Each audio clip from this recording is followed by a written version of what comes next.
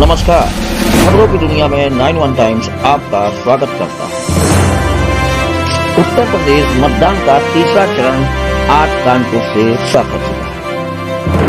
मतदान के पश्चात आने वाले रुझानों में आज हम आपको मिलवाने जा रहे हैं वरिष्ठ समाज सेवी बाबू झक्की जी से, जो देंगे अपना ध्यान और बताएंगे कि बनेगी किसकी सरकार। 9 टाइम से आज हम मौजूद हैं वर्तमान चुनाव को लेकर के।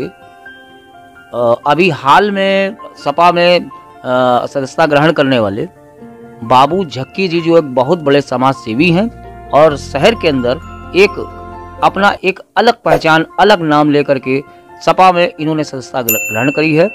आज हम वर्तमान चुनाव को लेकर के उनसे बात कर रहे हैं, उनके पास मौजूद हैं। आइए उनसे बात करें। क्या नाम है आपका? मोहम्मद शफीक उर्फ बाबू झक्की। वर्तमान चुनाव जो इस समय चल रहे हैं, उनको लेकर के आप क्या कहना चाहते हैं इस चुनाव के बारे में? आज का चुनाव कानपुर का, हमारी 9 सीटें हैं, उसमें 6 से ऊपर निकल रही हैं और पूरी कानपुर शहर, नगर और कानपुर देहात की मिला के 70% सीटें हमारी निकल रही हैं समाजवादी पार्टी की। क्या कहना चाहते हैं, सरकार किसकी आपको दिख रही है कि जो यूपी में, उत्तर प्रदेश में सभी विधानसभाओं में सबसे ज्यादा सीटें निकलने के बाद सरकार किसकी बनेगी? इसके पहले मेरा इंटरव्यू हुआ था और मैंने 50-50 का हिस्सा दिया दोनों को, लेकिन अब हमारा जो मौजूदा पोजीशन चल रही है, जो तीसरा चरण चुनाव हुआ है, अब तक हम 70% सीटें ला चुके हैं। मानी पूर्ण बहुमत से सपा की सरकार बनती दिख रही है आपको? पूरी पूर्ण बहुमत से सरकार बनेगी, अखिलेश जी मुख्यमंत्री बनेंगे और उसमें सारे जरूरतमंदों की जरूरतें पूरी होंगी, कोई जनता परेशान नहीं होगी और ये दिखावे वाला लेन देन नहीं होगा। और अब काम होगा शानदार, रोजी रोटी, पढ़ाई लिखाई, नौकरी और खास तौर से किसान को जो है बहुत अच्छा योगदान मिलेगा और उनकी आमदनी जो है वो दोगुनी होगी। पूर्व सरकारों के बारे में आपका क्या कहना है? पूर्व सरकारों के बारे में तो कहना ये है कि देखिए, कोई ये आज ये कहते हैं कि मैंने सन 14 से हिंदुस्तान को आज़ाद कराया। सन 47 में हिंदुस्तान आज़ाद हुआ था और हमारे महान आत्मा गांधी राष्ट्रपिता ने आज़ाद कराया था, जिसको इन लोगों ने गालियां दी और ये कहते हैं अब देश आज़ाद हुआ। इसके पहले क्या हिंदुस्तान था ही नहीं?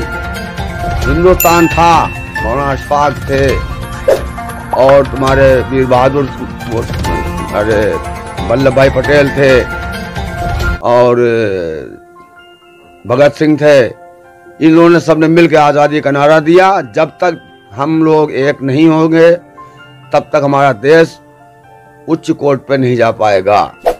आज हमारे देश के ऊपर आउट ऑफ कंट्रीज बड़ी बड़ी हुकूमतों की नजरें लगी हुई हैं, क्योंकि देश आगे बढ़ने की स्थिति में है, तो उस पर नजरें लगी हुई है और ये हिंदू मुस्लिम जात पात करके सारे धर्मों को लड़ा के और ये फिर अंग्रेजी हुकूमत को लाने की कोशिश कर रहे हैं, जो ये हमेशा इन्होंने उनकी गुलामी के खुफिया रहे हैं।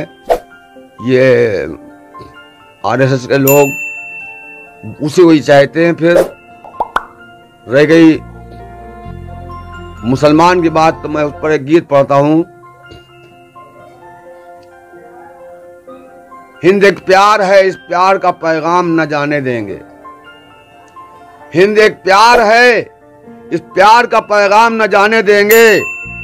घंटा मंदिर से और मस्जिद से हम अजान न जाने देंगे। मुल्ला पंडित झगड़ते हैं, झगड़ते ही रहें। मुल्ला पंडित झगड़ते ही रहें। संत सूफी कभी ईमान न जाने देंगे। संत सूफी कभी ईमान न जाने देंगे। धर्म के नाम पे जो करते हैं सियासत अब तो धर्म के नाम पे, जो करते हैं सियासत अब तो हम सब एक हैं, एकता की आन न जाने देंगे। हम सब एक हैं, एकता की आन न जाने देंगे। हम अपने मुल्क पे शहीद हो जाएंगे, पर यह तय है। हम अपने मुल्क पर शहीद हो जाएंगे, पर यह तय है, हम चले जाएंगे, हिंदुस्तान न जाने देंगे। हम चले जाएंगे, हिंदुस्तान न जाने देंगे। और सबने सींचा है अपने खून से जिसको झटकी, सबने सींचा है अपने खून से जिसको झटकी, इस चमन की कभी हम पहचान न जाने देंगे। इस चमन की कभी हम पहचान न जाने देंगे। क्या बात है। बाबू झक्की जी ने अपने शायराना अंदाज में देश भक्ति का एक जो है जो मिसाल लोगों के लिए एक संदेश के रूप में दिया है। इसको देखते हुए लोगों में जो है एक बदलाव आना चाहिए। अब मैं बाबू झक्की जी से पूछना चाहूँगा कि आप आध्यात्मिक यानी कि धार्मिक है या सामाजिक है, यानी समाज के लिए या धर्म के लिए कितना ज्यादा आपके लिए क्या महत्व रखता है? अभी मुल्ला पंडित ये नहीं जानते कि समाज पहले है कि नमाज पहले है। जब तक इंसान नहीं होगा तब तक मुसलमान नहीं होगा, और जब तक मुसलमान नहीं होगा तब तक वो इस्लाम में दाखिल नहीं होगा। जब तक मानव नहीं होगा कभी हिंदू नहीं हो सकता। जब तक मानव नहीं होगा कभी हिंदू नहीं हो सकता। तो मैं समाज से ज्यादा मोहब्बत करता हूं। मैं धार्मिक उद्देश्य को बिल्कुल नहीं मानता, क्योंकि धार्मिक उद्देश्य जो है सच है।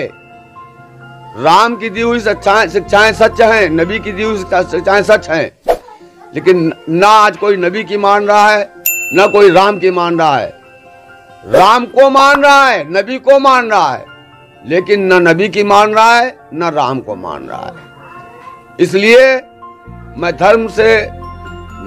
खुद धार्मिक हूं, लेकिन किसका धार्मिक? धर्म का मतलब यह है कोई पड़ोसी भूखा न सोने पाए। मस्जिद तो बहुत दूर है, आओ ऐ लोगो। मस्जिद तो बहुत दूर है, आओ ऐ लोगो। किसी रोते हुए बच्चे को हंसाया जाए। यह है इंसानियत, और ये देश सब धर्मों का है। आता है आने दो, जान थोड़ी है।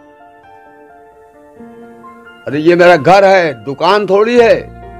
लगेगी आग तो आएंगे घर कई जद में, लगेगी आग तो आएंगे घर कई जद में। यहां पे मेरा अकेले मकान थोड़ी है। सभी का खून है शामिल यहां की मिट्टी में, किसी के बाप का हिंदुस्तान थोड़ी है।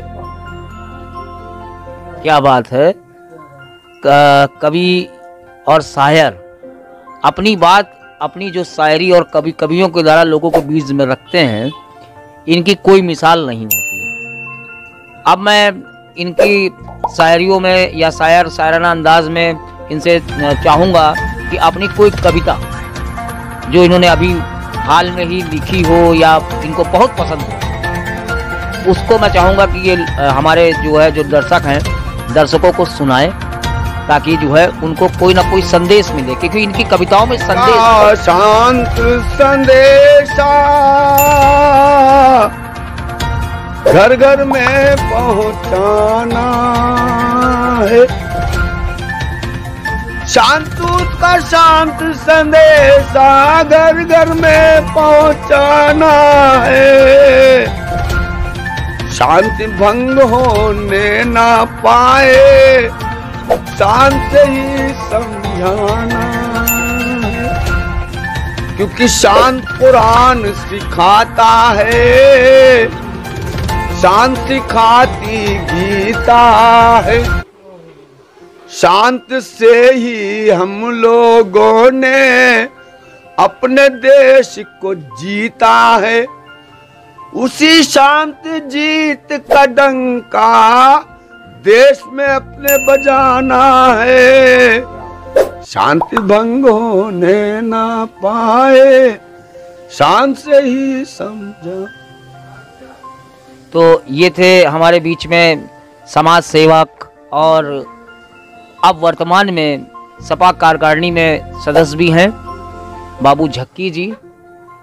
और आज हमारे साथ इन्होंने एक साक्षात्कार के रूप में हमारे दर्शकों को एक इंटरव्यू दिया। मैं वीरेंद्र सिंह, कैमरामैन राजन गुप्ता के साथ।